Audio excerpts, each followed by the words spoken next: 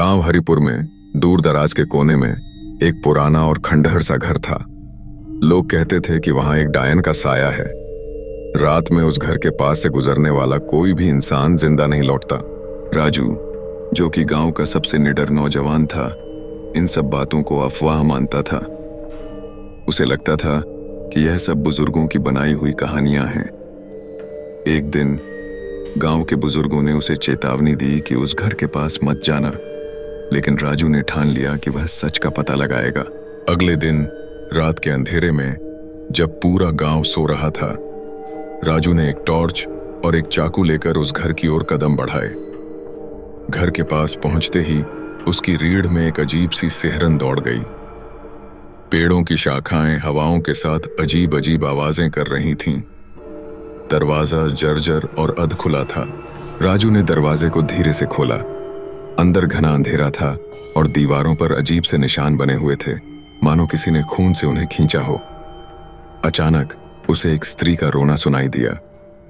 आवाज एक कमरे से आ रही थी। राजू ने टॉर्च की रोशनी उस ओर घुमाई और कदम बढ़ाए। कमरे के अंदर एक बूढ़ी औरत जमीन पर बैठी थी। उसके लंबे सफेद बाल, लाल आंखें और हाथों में खून से सना हुआ कपड़ा था। जैसे ही राजू ने उससे बात करने की कोशिश की, वह औरत धीरे धीरे हंसने लगी। उसकी हंसी इतनी डरावनी थी कि राजू के पसीने छूट गए। तूने मेरी शांति भंग की है, वह बोली। अब तू यहां से जिंदा नहीं जा पाएगा। औरत ने अपना रूप बदल लिया। वह लंबी और डरावनी डायन में तब्दील हो गई। उसके नाखून चाकू जैसे तेज थे और आंखों से खून टपक रहा था। राजू को एहसास हुआ कि उसकी जान खतरे में है। उसने चाकू निकाला और उस पर वार किया, लेकिन डायन पर इसका कोई असर नहीं हुआ। डायन ने हवा में हाथ घुमाया और राजू को दीवार पर पटक दिया, लेकिन तभी राजू को दीवार पर एक पवित्र मंत्र लिखा हुआ दिखा। उसने जल्दी से उस मंत्र को जोर से पढ़ना शुरू किया। मंत्र सुनते ही डायन दर्द से चीखने लगी और गायब हो गई।